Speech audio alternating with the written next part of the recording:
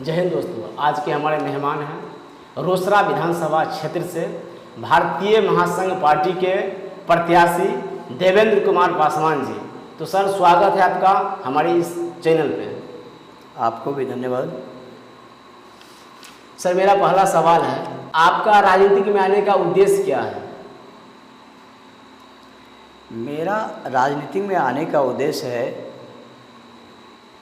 कि मैं जनता का सेवा के लिए मैं ललायित हूँ और मैं चाहता हूँ कि कहीं न कहीं मुझे मौका मिले और सेवा करने का अवसर मिले तो मैं बेहतर सेवा करना चाहता हूँ। मुझे ये ख्वाहिश है और मैं बोलता ही नहीं, मैं युवा हूँ, मेरी चाहत है ये। आप राजनीतिक में आने से पहले क्या करते थे? मैं राजनीतिक में आने से पहले कंपटीशनल कोचिंग शिक्षण संस्थान से जुड़ा हुआ हूँ, प्राइवेट कोचिंग पढ़ाता था और मैं उसी से अर्न करता था और मेरा ख्वाहिश था कि मैं शिक्षा दूँ और सबको पढ़ाऊँ और अपना भी बेरोजगारी दूर रखूँ। यही मेरी आस्था थी। आप अपने पार्टी के बारे में बताइए। हाँ, मेरी पार्टी बहुत अच्छे हैं। 2018 में ये रजिस्टर्ड हैं और पहले भी सक्रिय थे, इस बार भी सक्रिय हैं और मेरे पार्टी भारतीय महासंघ पार्टी हैं जिसमें मैं विधानसभा प्रत्याशी के रूप में मैदान में आया हूं और अगर आशीर्वाद रहेगा, आम क्षेत्रवासियों से हमको आशीर्वाद मिलेगा तो सेवा के लिए मैं हमेशा तत्पर और सेवा करता रहूँगा। आपकी पार्टी अभी तक किन किन राज्यों में चुनाव लड़ी है? मेरी पार्टी बिहार, यूपी, दिल्ली, महाराष्ट्र, झारखंड सभी जगह सभी राज्य में अपना प्रत्याशी और लड़वा चुके हैं अपने पार्टी को। आपकी पार्टी इस बार बिहार विधानसभा चुनाव में कितने सीटें पर लड़ने जा रही है? वैसे तो लगभग पूरे विधानसभा क्षेत्र पर ये प्रत्याशी उतारने जा रहे हैं। जहाँ तक मुझे मालूम है कि 10 से ऊपर प्रत्याशी ये मैदान में उतार चुके हैं लगभग। बिहार विधानसभा क्षेत्र से कई बड़ी पार्टियां चुनाव लड़ रही है, जैसे कि बीजेपी, कांग्रेस, जनसुराज। ऐसे में आपकी पार्टी क्या उसको टक्कर दे पाएगी? क्यों नहीं। सभी पार्टी पहले कोई अपना पार्टी बनाए हैं न्यू, कोई पुराने पार्टी थे। बड़े छोटे की कोई बात नहीं है। अच्छे कैंडिडेट रहे, अच्छे काम करने वाले युवा उभरे और युवा को लोग आगे बढ़ाना चाहते हैं। आम जनता भी, भाई बंधुओं, जो आप जानते हैं कि सब चाहते हैं कि काम करने वाले उम्मीदवार खड़े उतरे मैदान में और जहाँ तक समस्याएं होती है गरीब को, चाहे आम जनता पब्लिक को, उसको दूर करने वाले मिले, काम करने वाले मिले और संघर्षशील मिले, सहयोग मिले, कर्मठ मिले, योग्यता वाले आए। ये सबको बुझने आता है और आम जनता में ये मांग है। इसीलिए सब चाहते हैं कि अच्छे कैंडिडेट आए और सेवा करें, काम करें। अभी तक आप कौन कौन सा चुनाव लड़े हैं? मैं बताऊं तो बहुत बात है। मेरी माता जी नाम काजो देवी हैं जी। सिंघियाबुई उत्तर पंचायत से हम बिलोंग करते हैं और वार्ड 11 के वासी हैं।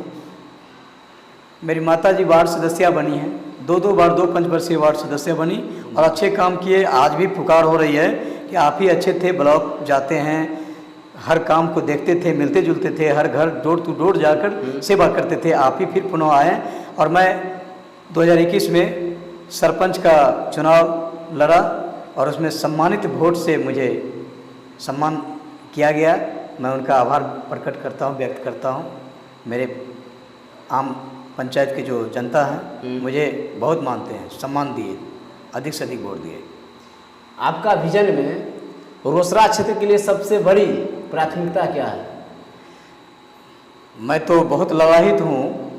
जो देखते हैं ग्रामीण क्षेत्र में सड़कें जर्जर हैं और विशेष करके बेरोजगारी जो है आसमान छू रही है। युवा भटक रहे हैं, डिग्री लेके बैठे हुए हैं, न उनको कोई दुकान, न उनको कोई राशन, न उनको कोई पानी देने वाला है। बिजली, पानी, बिजली, सब चीज़ की समस्याएं देखते हैं।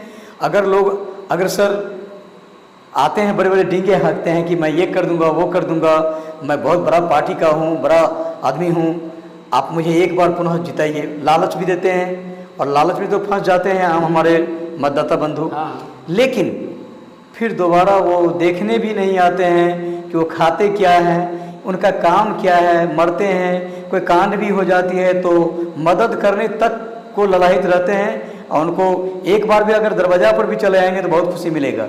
लेकिन ऐसा तो मुझे सुनने को मिला है आम मेरे क्षेत्रवासियों से कि कभी आते ही नहीं मिलने के लिए। तो मैं नाम नहीं लूँगा, परंतु इस चीज़ को मैं सुना हूँ। मैं चाहता हूँ कि मैं युवा हूँ, संघर्षशील हूँ, मैं भी सेवा करने के लिए मैदान में आया हूँ और भारतीय महासंघ पार्टी से ही आया हूँ और रजिस्टर्ड पार्टी है, और धीरे धीरे ये और उभर जाएंगे।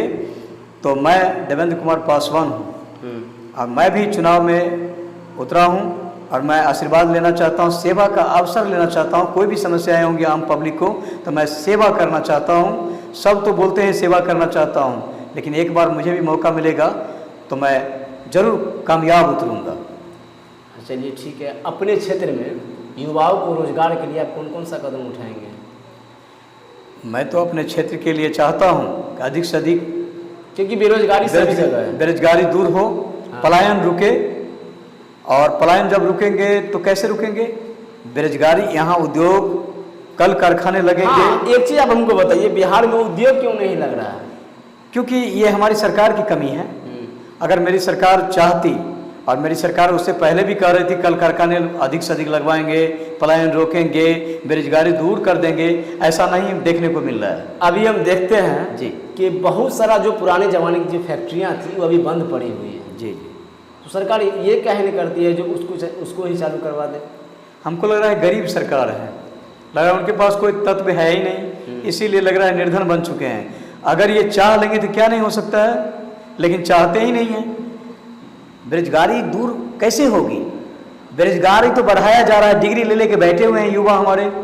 शिक्षा पहले होनी चाहिए।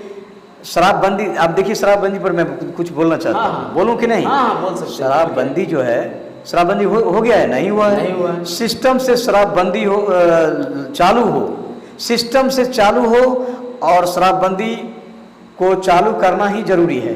क्योंकि सिस्टम से अगर होगा तो ये जत्ते आम जो ग्रामीण, जो गरीब से लेके अमीर तक लोग जो है असामाजिक तत्व जो ये लुत्फा उड़ा रहे हैं और खोले हुए हैं, जहाँ तक महुआ दारू हो, जहाँ तक हर ग्रामीण वार्ड में सब बिगड़ रहा है। हर घर में दारू बन रही है, हर घर में दारू बिक रही है। कैसे सुधरेगा? बढ़ ये गया है। तो इसमें सबसे बड़ी कमी किसकी है? कमी हमारी सरकार की है, सरकार की है। और हमारी जनता में भी कुछ कमी है, जो वो अगर अपने आप में सुधर जाएं, उस चीज़ को विरोध कर दें, तो स्वतः कम से कम कुछ प्रतिबंधित होंगी। अच्छा, क्या आपको ये नहीं लग रहा है जो प्रशासन का इसमें कोई कमी है? अब हम आपको एक बात बताते हैं, जैसे कोरोना के समय में प्रशासन इतना टाइट था जो लोगों का सड़क पे निकलना मुश्किल हो गया था, और अभी देख रहे हैं बॉर्डर पार से शराब आ रहा है। देखिए, कहीं ना कहीं तो प्रशासन की मिली भगत है इसमें। हाँ, मैंने माना, आपकी कथन को मैंने माना,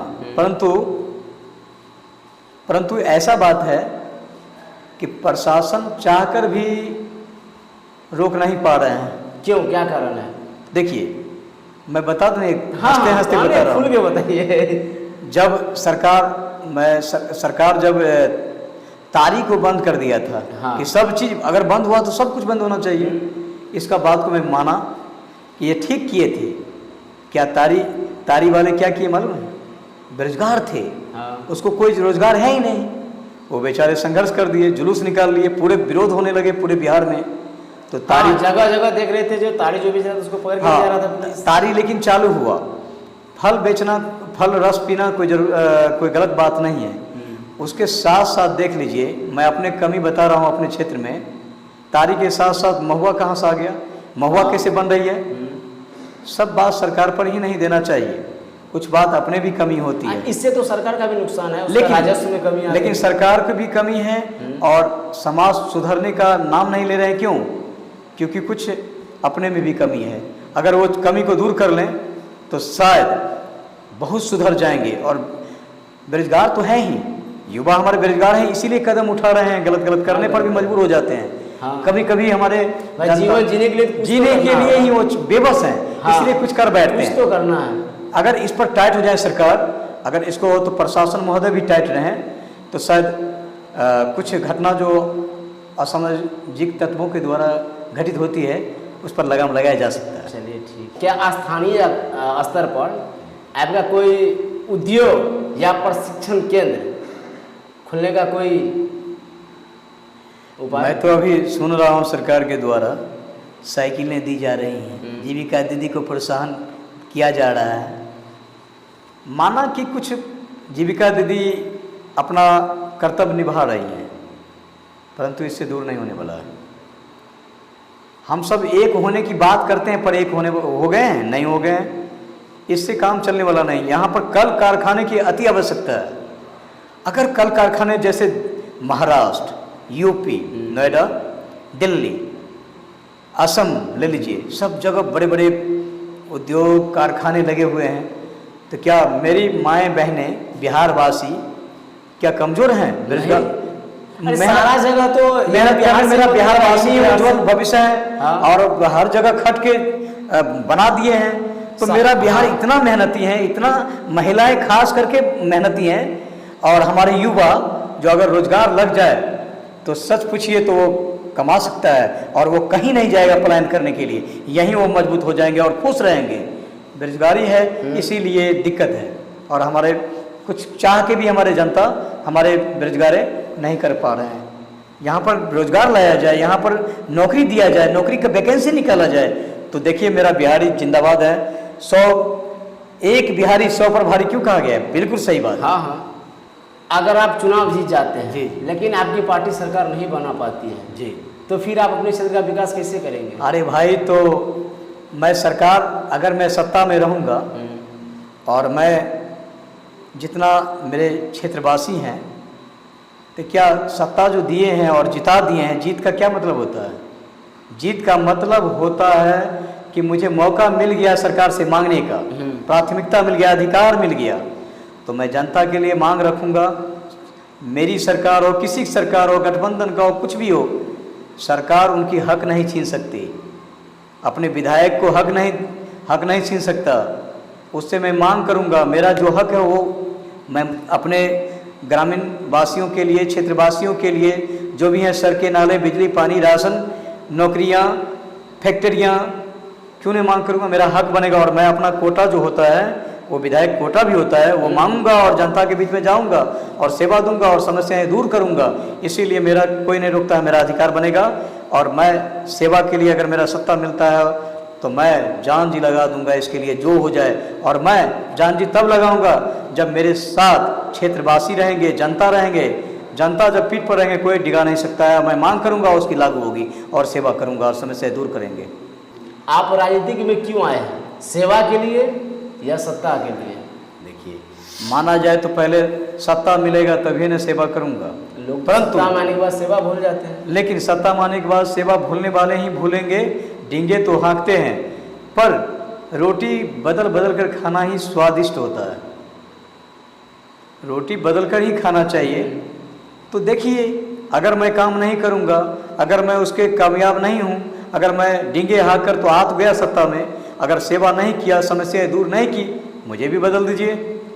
जैसे भी देखते हैं चुनाव का माहौल है जी, तो इस समय जितना भी विधायक हो चाहे जितना भी नेता हो, अभी हर एक पंचायत में दौरा करते हैं, पंचायत का दौरा करते हैं, हर एक अपना अपना क्षेत्र में दौरा करते हैं। लेकिन जब वो जीत जाते हैं तो एक बार भी घूम के नहीं आते हैं। ये यही नहीं है, हर एक जगह का यही समस्या है। आपका कहना बिल्कुल जायज है। अभी मैं क्षेत्र में, रोसड़ा क्षेत्र में घूमता हूँ। सुरक्षित क्षेत्र हैं, अनुसूचित क्षेत्र हैं। मैं देखा हूँ कि नाम नहीं लूँगा, लेकिन देखा हूँ कि कोई कहें कि जीत तो लेते हैं, परंतु एक बार मिल भी लेंगे तो तसल्ली आ जाता। वही बात तो। लेकिन वो एक जगह पर ही जाके मिलते हैं, गरीब के बीच में नहीं जा रहे हैं। ये अपने आप में जान पर कुल्हाड़ी मारना हुआ। इसमें मैं कुछ नहीं बोल सकता हूँ। मैं तो युवा हूँ और उम्मीदवार तो ज़रूर हूँ, परंतु मैं उनके बीच में जाके अगर कुछ सुनाऊंगा, बताऊंगा, तब वो वैल्यू देंगे, समझेंगे, तब मुझे कहीं न कहीं जाके वो अवसर देंगे। जनता कोई ये नहीं है, जनता समझदार है, परंतु कहीं न कहीं मात खा जाते हैं। क्यों? लालच में आ जाते हैं, प्रलोभन दे देते हैं उनको ऐसा कि वो उसमें थोड़ा दिन के लिए विवश हो जाते हैं और भूल जाते हैं। मैं कह रहा हूँ लालच में मत फंसिएगा। अगर मैं उसके लायक हूँ तो वोट दीजिए, लायक नहीं हूँ तो मुझे रिजेक्ट कर दीजिए। मैं चाहता हूँ कि युवा होने के नाते मुझ में इतना दम है कि मैं जाके पैर छू लूँगा, जाके काम करूँगा। अगर कोई भी काम की मौका मिलेगी तो मैं जान जी लगा दूँगा, उत्सुक रहूँगा और उनके सेवा के लिए मैं हमेशा तत्पर रहूँगा। इसीलिए मैं ललाहित हूँ। मैं चाहता हूँ कि मुझे एक बार अवसर मिले और मैं जाऊँगा। एक बार तो मौका दे के देखिए। मैं सब यही बोलता है एक बार मौका दीजिए, लेकिन मैं कह रहा हूँ कि मैं पुराना खिलाड़ी नहीं हूँ। मैं भी पंचायत चुनाव लड़ा हूँ, मेरी माँ वार्ड सदस्य, मैं ही काम करता था, मैं अटेंड भी करता था। मैं तो विधायक हूँ नहीं, विधायक था नहीं, लेकिन पार्टी में तो विधायक बुलाते थे कि देवेंद्र जी आप भी चलिए, आप भी पार्टी। तो मैं देखा हूँ, सीखा हूँ कि पार्टी किस तरह से लड़ते हैं, किस तरह मीटिंग करते हैं और किस तरह सेवा करते हैं, मुझे सब पता है। लेकिन एक बार मौका अगर मिल गया तो सत्ता क्या है? मैं सेवक हूँ, सेवक नौकर हूँ। मैं सेवा करने के लिए तैयार। मैं घर भी जाऊंगा, मिलने भी जाऊंगा, प्रणाम भी करूंगा। सबसे बेशक समस्याएं जो भी होगी, राशन कार्ड हो, बिजली हो, नल जल हो, सड़कें हो, मैं चाहूँगा कि जा के मांगूंगा, जा कहूँगा क्या समस्याएं हैं। मैं कहूँगा आप मेरे पीछे रहिए, मैं आगे रहूँगा और मांग करूँगा और आप इसका संघर्ष करूँगा, विरोध करूँगा और समस्याएं दूर करने का अथक प्रयास करूँगा। ऐसे ही तो सारा जितना भी नेता लोग हैं सब बोलते तो जरूर, लेकिन जीतने के बाद फिर तो आते नहीं। यही मेरा सवाल कर रहा हूँ, जो आप सुनिए मेरी बात जी, यही मेरा सवाल था। राजनीति में आप क्यों आए? सत्ता के लिए जी या कुर्सी के लिए? मैं कुर्सी के लिए नहीं आया हूँ, लेकिन सत्ता मिलेगा तब ना सेवा करूँगा। बस मैं सेवा करने के लिए आया हूँ। आपको राजनीतिक में आने की प्रेरणा कहाँ से मिली? राजनीति में आने की प्रेरणा, मैं ऐसे ही पार्टी अटेंड करता था, चुनाव लड़ा और उससे पहले मैं छोटी मोटी चुनाव लड़के जीत के आया।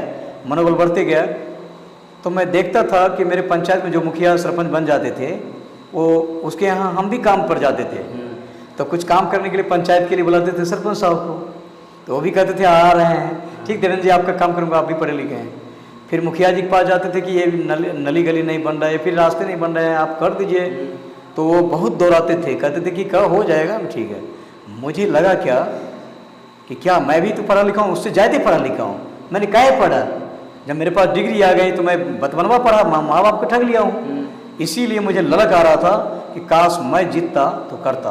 तो वाकई में वार्ड मेंबर ही मेरी माँ जीती। सब ललाई थे, जनता खूब तारीफ कर रहे हैं। मैंने जो ही काम होता था न कर देते थे। तो मैं इसीलिए चाहा कि डींगे हाँकने वाले को दबाऊं और मैं भी सत्ता में आऊं। और मैं जब सत्ता में आया तो काम करना शुरू कर दिया तो मुझे अच्छा लगने लगा। इसीलिए प्रेरणा मिली कि कोई गलती करता है तो उसको दबाने के लिए मुझे भी खड़ा होना चाहिए और सेवा करना चाहिए।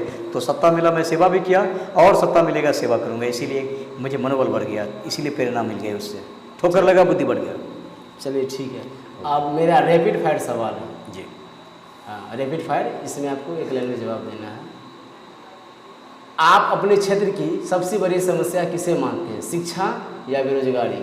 मैं शिक्षा को मानता हूँ। अगर शिक्षा आ जाएगा तो बेरोजगारी दूर करने के अपने आप में चॉइस हो जाएगा। और बेरोजगारी भी है, परंतु शिक्षा सबसे पहले है। चलिए, मौजूदा सरकार की एक अच्छी और एक बुरी पॉलिसी बताएं। अच्छी तो जहाँ तक कि छोटी मोटी कामें कुछ अच्छी हुई हैं, परंतु बुरी तो पूरे बुरी हैं। बेरोजगारी रह ही गई, कोई कल कारखाने लगे नहीं, पलायन रुकी नहीं, शराबबंदी रुकी नहीं। जहाँ तक कि हर चीज़ में प्रयास तो करने की कोशिश की है सरकार, लेकिन विफल चले गए तो मैं कैसे समझूंगा कि अच्छी बात की है। इसीलिए मुझे बुरे लग रहा है। युवाओं के लिए आपका तुरंत एक प्लान क्या होगा? बेरोजगारी दूर होना। आप अपना आदर्श किसे मानते हैं? माता पिता को मानते हैं। माता पिता थे, बचपन से लाड़ प्यार दिए, तब तो मैं आगे बढ़ा और पढ़ा लिखा। फिर आगे मेरा कर्म बनता है माता पिता की सेवा करना, उसके साथ साथ देश को, राज्य को सेवा करना, अपने क्षेत्र को सेवा करना, यही मेरी प्राथमिकता है। चलिए ठीक है। आप बेहतर प्रधानमंत्री किसे मानते हैं, नरेंद्र मोदी, मनमोहन सिंह या अटल बिहारी वाजपेयी? बोलूं? हाँ, अपने अपने समय में सब अच्छे ही थे, इसीलिए मैं इस पर कुछ बोलना नहीं चाहता हूँ। सब अपने अपने समय से सब अच्छे थे। आप बिहार का अगला मुख्यमंत्री के रूप में किसे देखते हैं? देखिए, ये बात पूछने योग्य तो नहीं है। कल क्या होगा कोई ना किसने, कोई तो बनेगा ना। कल क्या होगा किसने देखा है, कौन बनेगा नहीं बनेगा, इसके विषय में अभी मैं कुछ नहीं बोल सकता हूँ, ये समय बताएगा। आपके नज़र में बिहार के बेहतर नेता कौन है अभी वर्तमान के समय में? वर्तमान समय में बेहतर नेता जो अच्छे काम करते तो अच्छा ही नेता कहलाते। मेरे नज़र में तो अभी हमारे जिस पार्टी से मैं बिलोंग करता हूँ, भारतीय महासंघ पार्टी, जी और मेरा राष्ट्रीय अध्यक्ष महोदय विनोद झा कीर्तिनाथ, जी, और राष्ट्रीय महासचिव गोपाल ठाकुर हैं, जो मुझे अपने पार्टी में लाए और विधानसभा प्रत्याशी के रूप में रोसड़ा सुरक्षित क्षेत्र है 139, तो हमको वो आगे आने का मौका दिए हैं, अवसर दिए हैं, तो ये बड़ी बात है। मैं उनको आदर्श मानता हूँ इस पार्टी के लिए। चलिए, आपका हॉबी क्या है? मेरा हॉबी, जी, पहले तो बताता हूँ, मैं सिंगिंग को बहुत पसंद करता हूँ। सिंग यानी गाने को। मोहम्मद रफ़ी हो, किशोर दा हो, बड़े अपने अपने कहीं न कहीं हिसाब से। मैं सिंगिंग को हॉबी मानता हूँ। समाचार पत्र, टेलीविज़न देखना है, ये मेरा बहुत फेवरेट हॉबी है। हाँ, मैंने सुना था कि आप इंडियन आइडल तक गए थे पटना, तो आप थोड़ा कुछ गुनगुना देते। आप कैसे जान गए? नहीं, कहीं से कहीं सुने थे। कुछ बात है कि गुनगुना मेरा हमारे दर्शकों के लिए कुछ गुनगुना देते। अच्छा, आपको कहीं सही कहना है, सही सुने हैं। जी, तो क्या 2 लाइन कुछ जो आपको लगे अच्छा कुछ। मैं तो सेवा करने उतरा हूँ, क्या संगीत तो संगीत जगह पर है। नहीं, हाँ, कोई बात नहीं, आप सुना दें 2 लाइन। मैंने इंडियन आइडल की आप छाप को जांच रहे हैं मेरे ना। लोगों को भी तो लगना मैं जानता चाहिए। नहीं हूँ, मैं कलाकार नहीं हूँ, मैं वैसे कुछ च्वाइस रखता हूँ। वो हाँ, बताया, अभी बस बताया वैसे ही, मैंने। वैसे ही, कोई दिक्कत नहीं। अरे क्या बात करते हैं आप। ठीक है, जहाँ तक जानता हूँ तो देखता हूँ कि प्रयास करता हूँ। नजर वो जो दुश्मन पे भी मेहरबान हो, नजर वो जो दुश्मन पे भी मेहरबान हो, जुबां हो जो एक प्यार के दास्तां हो। किसी ने कहा है मेरे दोस्तों, किसी ने कहा है मेरे दोस्तों, बुरा मत सुनो, बुरा मत देखो, बुरा मत कहो। किसी ने कहा है मेरे दोस्तों, बुरा मत सुनो, बुरा मत देखो, बुरा मत कहो। बुरी है बुराई मेरे दोस्तों, बुरा मत सुनो, बुरा मत देखो, बुरा मत कहो। जमाने में सब जिंदगी यूं गुजारे, जमाने में सब जिंदगी यूं गुजारे, गुलिस्तों में रहती है जैसे बहारे। ये कहानी यही है, जिंदगानी यही है, ये कहानी यही है, जिंदगानी यही है। मगर याद रखो मेरे दोस्तों, बुरा मत सुनो, बुरा मत देखो, बुरा मत कहो। बुरी है बुराई मेरे साथियों, बुरा मत सुनो, बुरा मत देखो, बुरा मत कहो। बुरी है बुराई मेरे दोस्तों, जो हमने कहा है वो तुम सब कहो। बुरा मत सुनो, बुरा मत देखो, बुरा मत कहो। बुरा मत सुनो, बुरा मत देखो, बुरा मत कहो। इतना अच्छा तो आप गा रहे हैं, हम बोलते हैं हम क्या सिंगर बात नहीं हैं। करते हैं, आपने कहा तो मैं अपना क्यों छुपाऊं, थोड़ा बहुत हम खो गए उसमें, अपने गाने में हम खो गए। है मोहम्मद रफ़ी जी का याद आ गया। अरे क्या बात कर दिया है। एक और कुछ गा लीजिए, कुछ एक और। अब इतना ज्यादा नहीं, नहीं, मैं तो एक और। सेवा के लिए खड़ा हुआ हूँ, तो मैं चाहता नहीं, हूँ नहीं, मुझे एक सेवा और। का अवसर मिले तो मैं देखो क्या चलिए बात। एक और अपने दर्शकों के लिए एक और। नफरत की लाठी तोड़ो, लालच का खंजर फेंको, जिद के पीछे मत दौड़ो, तुम देश के पंछी हो, देश प्रेमियों, आपस में प्रेम करो देश प्रेमियों, मेरे देश प्रेमियों, आपस में प्रेम करो देश प्रेमियों। नफरत की लाठी तोड़ो, लालच का खंजर फेंको, जिद के पीछे मत दौड़ो, तुम देश के पंछी हो, देश प्रेमियों, आपस में प्रेम करो देश प्रेमियों, मेरे देश प्रेमियों, आपस में प्रेम करो देश प्रेमियों। देखो ये धरती हम सबकी माता है, सोचो आपस में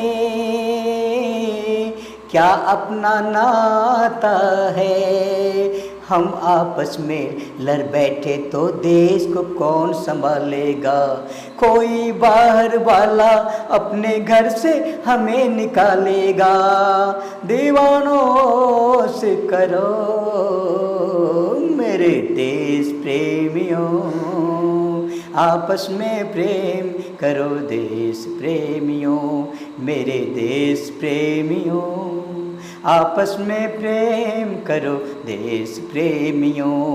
नफरत की लाठी तोड़ो, लालच का खंजर फेंको, जिद के पीछे मत दौड़ो, तुम देश के पंछी हो देश प्रेमियों, आपस में प्रेम करो देश प्रेमियों, मेरे देश प्रेमियों, आपस में प्रेम करो देश प्रेमियों। चलिए बहुत अच्छा। चलिए आपका तो स्वागत है, आपने तो मौका पाकर मुझे तो खिंचाई कर दिया, इसीलिए तो मुझे गाना पड़ गया। चलिए बहुत अच्छा आप गाना गाए। एक चीज़ और हम जानना चाहते हैं आपके बारे में, आप अपनी शिक्षा के बारे में बताएं, आपका शिक्षा कहाँ तक हुई है? अरे आप तो ढूंढ कर निकाल लेते हो कुछ ना कुछ, मैं तो सोचता हूँ समाप्त होने जा रही है। नहीं बस लास्ट है, ये लास्ट है। देखिए मेरी शिक्षा तो पहले तो प्रथम पाठशाला माता पिता होते हैं, हाँ।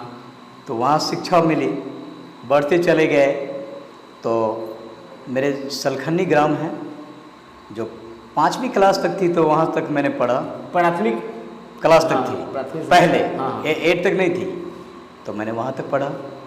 फिर वहाँ से मेरे एक बहुत अच्छे ग्रामीण चाचा लगते, रूपनयन महतो, हमारे हाँ, पूजनीय उनके बारे हैं, में भी जानते हैं बहुत अच्छे। तो वो 8वीं क्लास में रहुआ में लाके 7वीं से एडमिशन करा लिए, 6ठी से 8वीं तक वहाँ मैंने फाइनल किया, और वहाँ से फिर मुझे वो टीसी दिए, तो हायर सेकेंडरी रोसड़ा उच्च विद्यालय में मैंने, रोसड़ा उच्च विद्यालय रोसड़ा से 2001 में मैट्रिक पास की, सेकेंड डिवीजन से। नेक्स्ट उसके बाद लगातार यूआर कॉलेज रोसड़ा, उदयनाचार्य महाविद्यालय रोसड़ा से मैंने 2003 में एडमिशन कराया, फिर 2003 में फाइनल हो गया। कौन? मेरा इंटर। हाँ।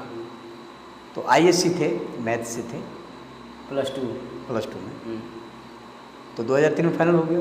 फिर वहीं से मैंने 2006 तक पढ़ा बीएससी मेरा ऑनर्स फिजिक्स था, प्रतिष्ठा ऑनर्स। बीएससी में मेरा फिजिक्स सब्जेक्ट था। तो 2006 में मैंने फाइनल किया, पास किया। वहाँ से फिर मैं समस्तीपुर कॉलेज, समस्तीपुर जिसको बुढ़वा कॉलेज कहते हैं, हाँ हाँ, तो बहुत पूजनीय हैं, बहुत अच्छे फेमस हैं अभी। तो वहाँ से मैंने एडमिशन कराया पीजी के लिए, पोस्ट ग्रेजुएशन। तो मैंने वहाँ से LNM दरभंगा माध्यम है, हाँ हाँ, तो मैंने पीजी कर लिया। 2008 में फाइनल हो गया। MSc हाँ फिजिक्स से ही, पीजी फिजिक्स से ही किया मैंने पोस्ट ग्रेजुएशन। फिर पीआरटी के शोध परीक्षा मैंने पीएचडी करने के लिए दिया। एक शोध परीक्षा होता है पीआरटी, शोध परीक्षा, हाँ, उसको भी मैंने पास कर लिया। जब ये एडमिशन कराते तो मुझे लगा कि क्या पढ़ते चले जाऊँ। चले गए दिल्ली, इसके बाद दिल्ली चले गए। हाँ। करने के बाद पीजी फाइनल एक साल या 6 महीना गुजरते दिल्ली क्यों गुजरते चले गए अचानक? दिल्ली चले गए। मेरा मन था कि मैं आईएएस की तैयारी करूं। जी, यूपीएससी। हाँ, आईएएस की तैयारी 7 साल मैंने लगातार करते रह गया। तो करते करते मुझे लगा क्या कि मैं अब कर लिया हूँ थोड़ा बहुत, और अब मैं 1-2 बार यूपीएससी में बैठा हूँ, जो सबसे, बैठे हैं? हाँ 2 बार बैठा। एक बार प्रीलिम्स का एग्जाम देने के लिए 25 नंबर से छूटा। हाँ, एक बार मैंने मूड में आ गया, मैंने उसका ये देखा ही नहीं, मैंने कहा चलो बैठ गए, पास नहीं किए तो नहीं किए। 2 अटेम्प्ट में आप फेल 2 बार मैंने बैठा हूँ। बीपीएससी में 2 बार बैठ गया। एक बार 7 नंबर से छूटे।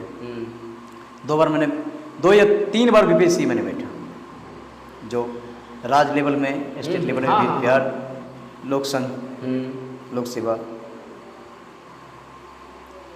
तो हमको कहने का यह मतलब है कि मैं पीएचडी तक करने का उम्मीद से पीआरटी शोध परीक्षा दिया, परंतु किया नहीं। ये इतना ही बहुत काफ़ी हो गया। तो फिर आप जॉब, फिर मैं बता देता हूँ, हाँ। मैट्रिक लेवल से लेकर इंटर लेवल में मैंने ए और बी एनसीसी सर्टिफिकेट धारी हूँ। जी, ए और बी सर्टिफिकेट मिल गया मुझे। ए होता है मैट्रिक लेवल में, इंटर लेवल में गए बी। तो फिर बी सर्टिफिकेट। सी नहीं ले पाए, वो ग्रेजुएशन पे लोग बोले कि सी अंतिम होता है और उसमें वो आपको ग्रेजुएशन पे होता है क्या? हाँ, उसमें जाने के बाद सी सर्टिफिकेट होता है ग्रेजुएशन। मैं नहीं किया। तो फिर आप जॉब में क्यों नहीं? और उसके बाद बता देता हूँ, हाँ, मैं जॉब क्या करूँगा। वो जो लोकल होता है आपदा का मास्टर ट्रेनर, हाँ, लोकल गोताखोर, अभी भी आईडी मुझे सीओ साहब विभूतिपुर रणधीर रमन दिए हुए हैं, और मैं आपदा का लोकल गोताखोर 10 टीम का नेतृत्व कर रहा हूँ, हेड हूँ। जी, और जहाँ भी कोई घटना होती है या सूचना मिलता है या मुझे जानकारी मिलती है तो मैं फ़ौरन पदाधिकारी को अवगत कराते हैं, थाना प्रशासन को अवगत कराते हैं, और उनके साथ भी चल के 10 टीम को लेके सेवा देता हूँ आपदा लोकल गोताखोर के रूप हाँ, में। चलिए, ये भी बहुत बढ़िया काम है, लोगों का सेवा ही। और बता देता हूँ, हाँ, मैं, आपने तो शिक्षा के बारे में पूछा, मैं काम के बारे में भी चला आया। पुलिस मित्र के रूप में जो होता है ना, हाँ, हाँ, मुंशी प्राइवेटेड पीवीटी विभूतिपुर थाना, जी, मैं उसका जो भी आवेदन वगैरह होता है, हम्म, मैं केस कॉपी के तौर पर लिख लेता हूँ।